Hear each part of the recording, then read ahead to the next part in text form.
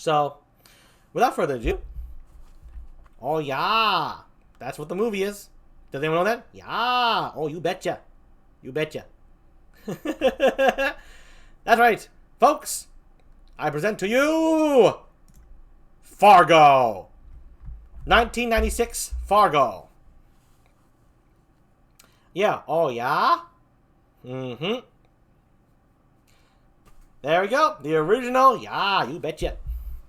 And so, yes, the, in its own right, black humored crime, crime murder story, Fargo. So, the thing is, hilariously in the beginning, when the B and I first watched this, we were very young, and we were in our action-loving phase, where we just liked violence, you know? And so we thought this thing had a lot of gunplay. And so, man, were we pissed off when we didn't see guns a-blazing. Oh, we hated this movie. We hated this movie so much. But, that's because we knew what we liked, right? And again, I said once before, if you're pure with your feelings about something when you first see it, if you hate it genuinely, then you can genuinely love it when you give it another chance. Because you were different back then, now you're different now. I still love action, but now I'm into other stories, you know, different variations of stories. We now have a very eclectic taste. So when we came back to it, this movie is very, how do I say, it's very engulfing in its very mundane aspect. In that it, the Coens are known for making, I wouldn't say satire, that seems too much of an insult to that style of filmmaking. Let's just say they like making a mockery of human society by making most of the players or the situation itself a little bit goofier than you may see, and yet it has hints of realism to it that balance out the scales. They typically like to do that. In Fargo, however, I felt was their most serious, dark take on humanity. In other words, normally they make comedies. People think Fargo's a comedy. I do not believe it's a comedy. I believe people like to think Fargo as a comedy to separate themselves from the realisticness of the movie itself. Because Fargo definitely puts on display human stupidity at its most violent, and like some of the worst consequences. Not all of it. There's a beating heart in it, of course, in the lead female police chief, Marge Gunderson, played beautifully by Frances McDormand. And no, it was a movie first, Sumio. TV show second. So Fargo, yes, the movie is first. 1996. The show was based off the movie. Yes, indeed, Sumio. That's the order of the sequence. Anyway, and this is an original movie, by the way. This wasn't adapted from anything. Original screenplay, and it won Best Original Screenplay too, I believe. So, anyway, the story involves a murder. You can probably tell from the body here, but it's more like actually the greedy, and we have no idea, but there's a Jerry Lundegaard, played devilishly and quiveringly and cowardly by William H. Macy. And that character is quite the something. The movie kicks off with a scheme that he has in mind. His plan is simply this. Not so much spoilers because it's right in the beginning of the movie. And it's a gorgeous looking movie too. But the story goes, he wants two guys to kidnap his wife, then so that way her father-in-law will be able to pay a ransom, and then he will split the ransom once he gets his wife back with the kidnappers he's hiring and himself. That's his plan to get some money. He hires guys to kidnap his own wife, and he'll take part of the ransom. I believe it was supposed to be $80,000 in the beginning. And the two guys who are like, wait, what? Wait, this doesn't make any sense. Wait. Why do we have to kidnap your wife for you to get money? Isn't she your wife? Can't you just ask her for the money? And then William H. Macy's character, Jerry Lundegaard, explains that it's her father who's well off, his stepfather, and he'll never give him the money, and he needs the money, and so there's that, and just needless to say, it's a bunch of, yeah. That's pretty much the talk. And then the two kidnappers are like, Nah, fuck it, let's do it. And that's the movie's premise right there. And it just spirals out of control as the movie progresses. And the reason I'd say this one was their darkest depiction of humanity is because while the characters are kind of animated or silly, the situation is dead serious. And the way they behave, like when the kidnapping begins, they're like so goofy as fuck. They like look through the window to see if she's there. She freaks out. She trips over stuff. There's a scene with a car where witnesses could have saw them and stopped them, the two kidnappers. But then they drive off the road because it's an icy road. Again, just from panicking and stupidity.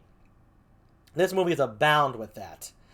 The faults of humans due to their greed and ignorance. It's flooded in Fargo. And another hint why Fargo, the Coens wanted to be taken more seriously than their usual comedies where they mock humanity is because in the opening sequence there's a title card that says this movie is a true story, and for the sake of the survivors, all the names have been changed, but the way the story unfolds remains exactly the same as it unfolded in real life. Something like that.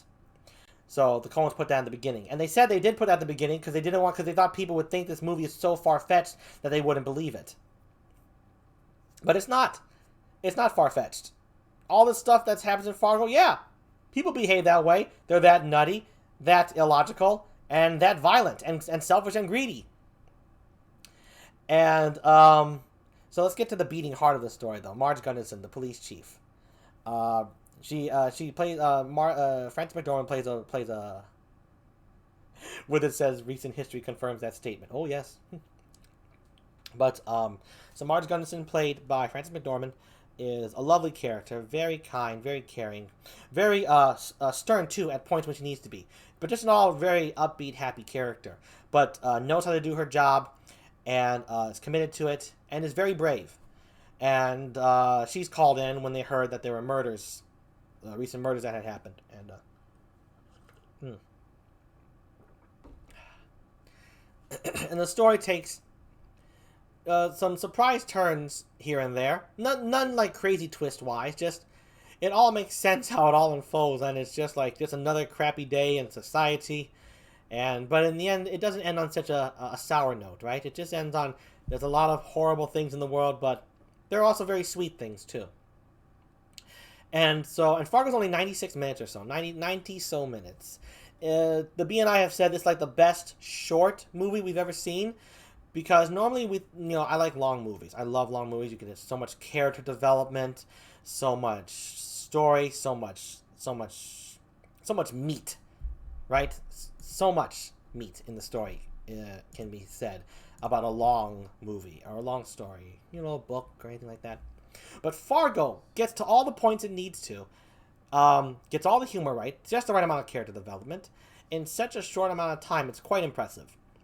And I highly recommend this movie to anybody who's into a crime story that's out of the ordinary and yet feels so darkly realistic.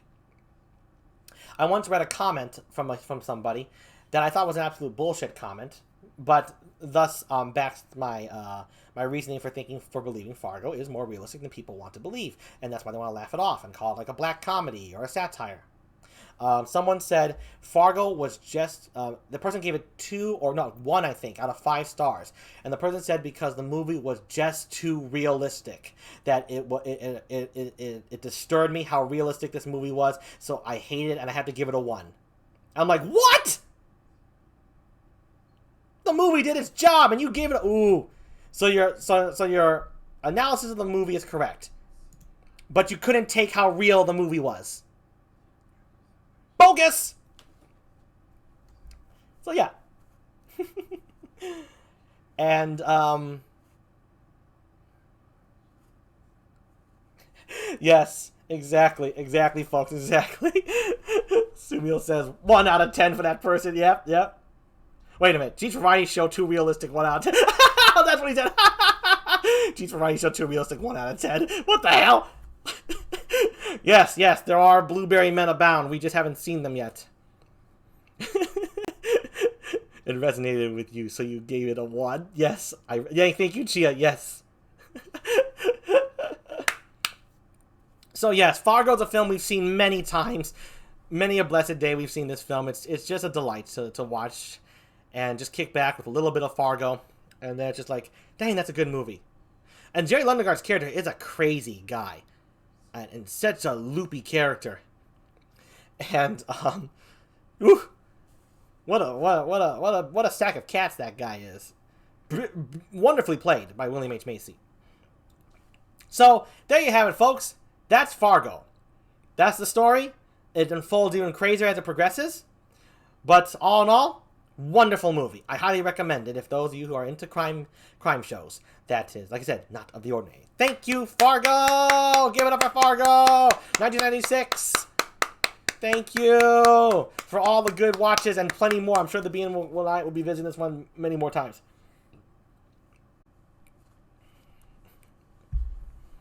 Yes, thanks, Fargo. Indeed, Sumio Santana. Indeed, indeed, indeed, yo.